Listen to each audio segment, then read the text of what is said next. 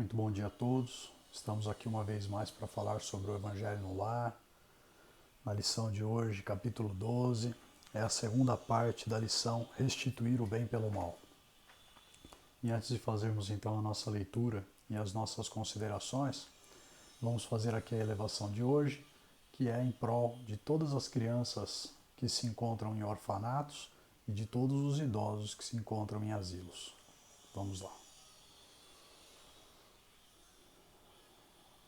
E vamos então nesse momento nos conectar ao nosso anjo da guarda, nosso amigo querido de todas as horas. Vamos agradecer a ele por ter estado conosco, nos auxiliado e nos guiado os passos, que possamos juntos caminhar na direção do Mestre Jesus. E assim vamos nos dirigindo à presença de Ismael, anjo protetor do Brasil e preposto de Jesus em nossas terras. A Ismael nós agradecemos imensamente, pedimos a ele que nos traga o Evangelho Redentor para nossas vidas, que os nossos passos sejam todos pautados por este código de disciplina moral. E agradecidos a Ismael, nos dirigimos à presença de Paulo de Tarso e Maria de Magdala, nossos exemplos de reforma íntima. Aos nossos irmãos, nós agradecemos profundamente pelos ensinamentos, pedimos a eles que nos inspirem no bem, na caridade e na bondade, que nós também possamos seguir os passos de Jesus como eles o fizeram.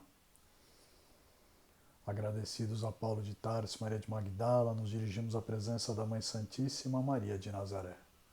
E diante da Mãe, agradecemos e pedimos a ela que dulcifique os nossos pensamentos, os nossos corações, nos enchendo de paz, de amor, de alegria e nos levando à presença do seu Filho querido, nosso Mestre Jesus. Jesus, Divino Mestre, é com muita alegria que estamos aqui diante de Ti. Nós nos ajoelhamos, Senhor, espiritualmente diante de Ti pela Tua grandeza.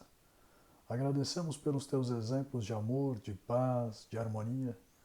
Pedimos a Ti, Senhor, que todos aqueles atos sacrificiais que fizestes por nós sejam por nós lembrados a cada dia, a cada momento, e que nós possamos trabalhar pelo nosso engrandecimento moral, auxiliando os nossos irmãos, porque Tu viestes a esta terra para nos ensinar o verdadeiro sentido da palavra amor e da caridade. E assim lhe pedimos, Mestre, que nos leve à presença do Pai Criador. Diante do Pai de infinita misericórdia e bondade, ajoelhados espiritualmente, e agradecendo por tudo que somos, por tudo que temos, pelo dom da vida e da encarnação, agradecendo pela família que nos cerca, pelas oportunidades de trabalho e de crescimento espiritual, nós agradecemos e louvamos o Pai com a prece: Pai nosso que estais no céu, santificado, Senhor, e glorificado seja o vosso santo nome. E venha a nós, Pai, o teu reino, e seja feita, Senhor, sua santa vontade, assim na terra como nos céus. O pão nosso de cada dia que nos dai hoje e sempre. Perdoa, Pai, as nossas dívidas, assim como nós perdoamos aos nossos devedores. E não nos deixeis, Senhor, cairmos em tentação, mas livra-nos, Pai, de todo mal, porque vosso é o reino, o poder e a glória por toda a eternidade, Senhor.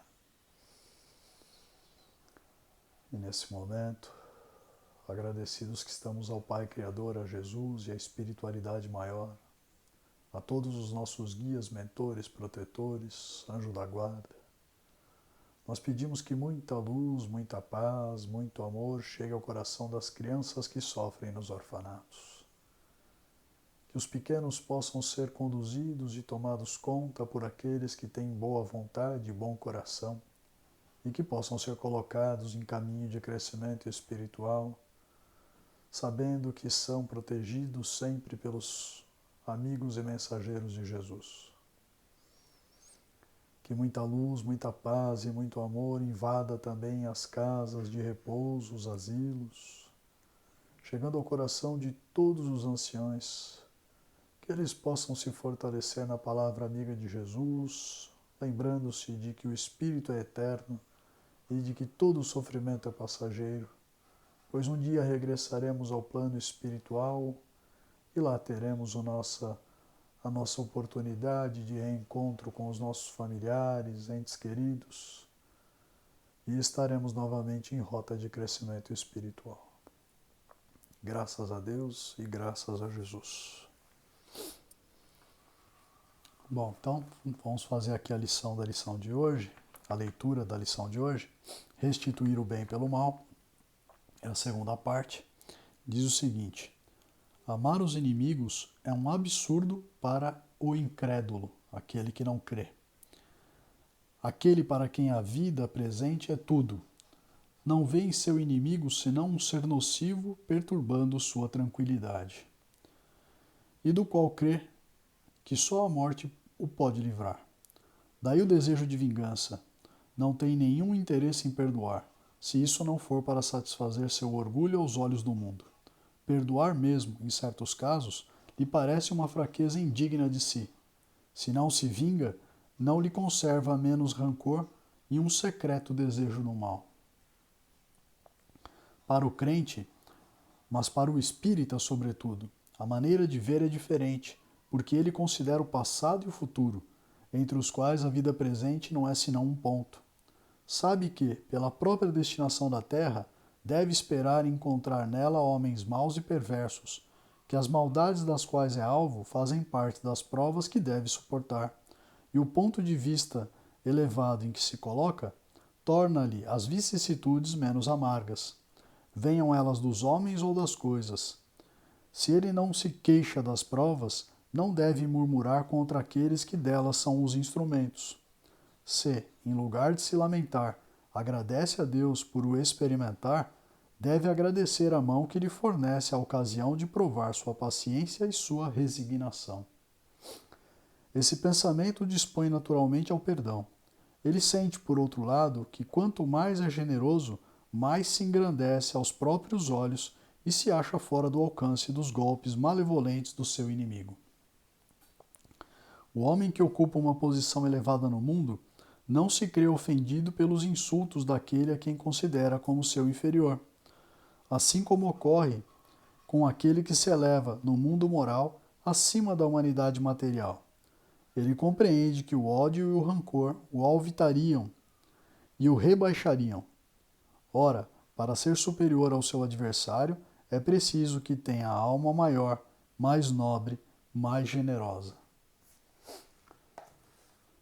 Bom, nós já tínhamos dito, né, na última leitura que essa era uma lição extremamente difícil para nós pelas nossas imperfeições.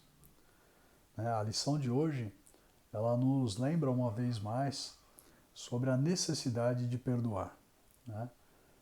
Se nós nos atemos apenas ao ato de maldade das pessoas, sobre as violências das quais nós somos vítimas, então violência física, uma violência moral, um grito, um xingamento, e nós pensamos no revide, nós estamos nos colocando na mesma situação do agressor.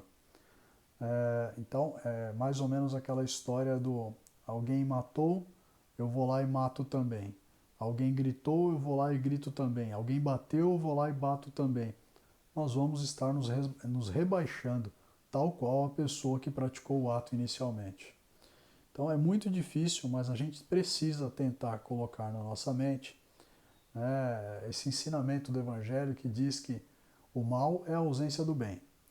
Então, se nós hoje temos a consciência de que nós não devemos praticar a maldade, a crueldade, contra os nossos irmãos, nós temos que nos recordar que existe muita gente ainda que não conseguiu adquirir essa consciência. E essas pessoas são dignas de piedade, porque nós sabemos que a prática da maldade leva a dores, especialmente no plano espiritual. Não são poucos os relatos das pessoas que, por não praticarem os ensinamentos do Evangelho, sofrem demais depois da partida do mundo carnal. Então, a gente tem que enxergar essas pessoas que ainda agem desta forma, conscientes ou inconscientemente, como seres que ainda estão muito longe de um ponto de luz.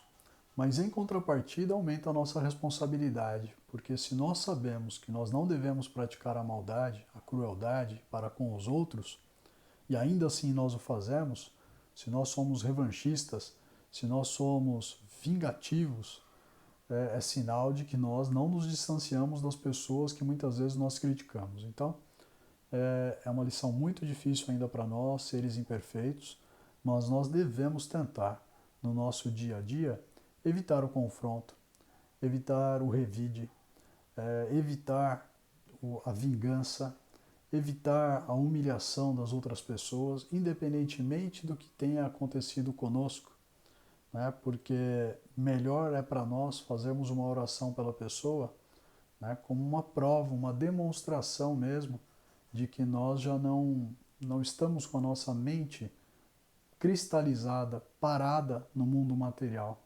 A nossa elevação aqui é íntima, é de cada um, né? E nós temos que ter a plena certeza de que tudo aquilo que nós evitamos de praticar de maldade reverte em favor de nós como elevação espiritual, né? E é o que nós vamos precisar quando nós formos para o plano espiritual. Então, que a gente tenha tudo isso em mente, que procure realmente assimilar, né, as dificuldades em relação às pessoas no dia a dia como provações, porque o que a gente tem que ter em mente é que quando está tudo bem é tudo muito fácil.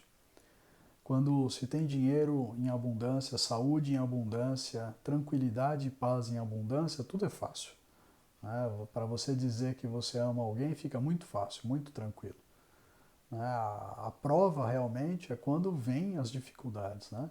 Quando nós suportamos as outras pessoas em volta de nós, nos perturbando, nos tirando a paz, nos agredindo verbalmente, enfim. Esse é o momento de mostrarmos que nós aprendemos alguma coisa com o Evangelho. Fica aqui então essa lição para reflexão. Se possível que a gente coloque em prática sempre que pudermos a bondade, a caridade. Se não pudermos fazer muito pela pessoa, tem sempre o recurso da oração. E que Deus e Jesus estejam conosco, nos protegendo os caminhos para esta semana que ainda temos pela frente. Um grande abraço a todos.